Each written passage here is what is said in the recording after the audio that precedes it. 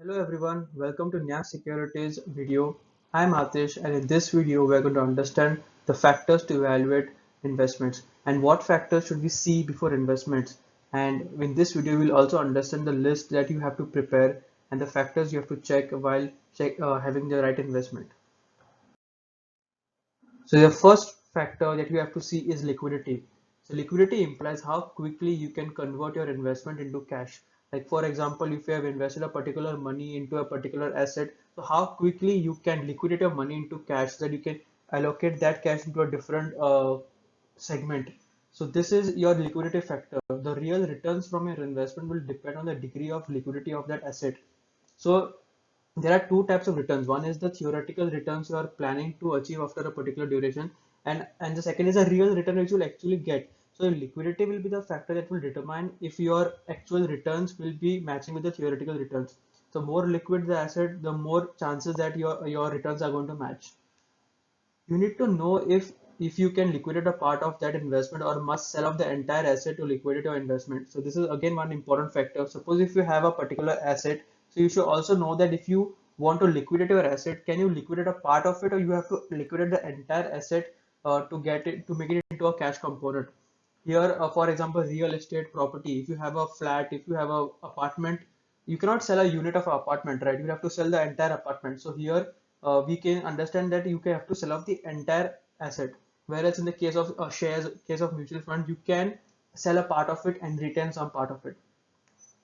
Some mutual funds have a lock-in period. So since this channel mostly talks about mutual funds, I will give some feedback of mine with respect to liquidity in mutual funds.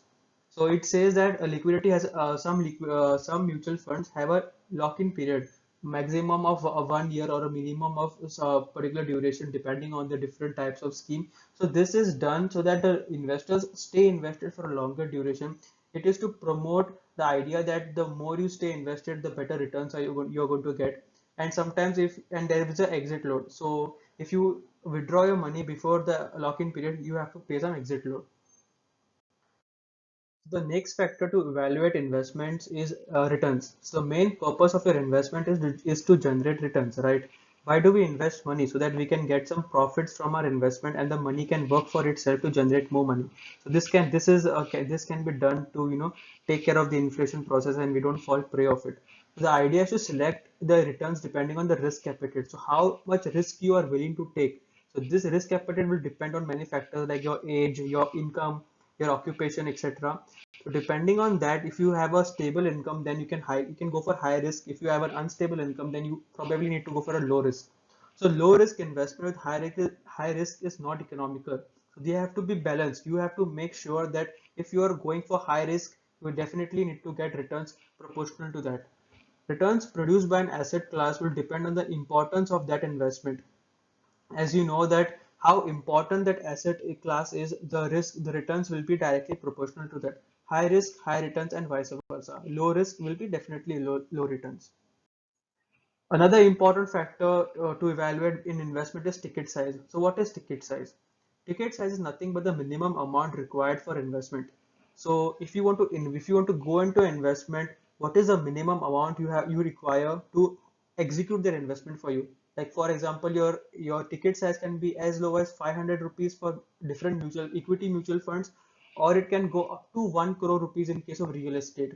So here what is your ticket size will matter in how much you want to execute the investment. The ticket size will also define the liquidity of that asset. So higher the ticket size, your degree of liquidity will be less because there will be less number of buyers and sellers for that particular. The lesser the ticket size, the lesser the value of the ticket size, there will be more liquidity for that asset and there will be more number of buyers and sellers. Higher the ticket size, lower will be the liquidity for that asset class, as I've already explained. So next important factor is taxability. What one retains after paying taxes is what matters. So if you make a lot of money and if most of that 40%, 50% of that returns is going for taxes, then it will be considered as a bad investment. So taxation is one important factor that one must consider. The taxation and your investment durations are inversely related. So if you invest for a longer duration, your chances of paying taxes will be less because of the unrealized profits. you need to see if you get some tax deductions and tax benefit from that investment. So here I would like to talk about the equity linked saving schemes, that is ELSS, provided by the mutual funds, where you can get tax benefit up to tax deduction or benefit of up to 1.5 lakhs. So this will be considered as a good investment if you want to do some tax deduction.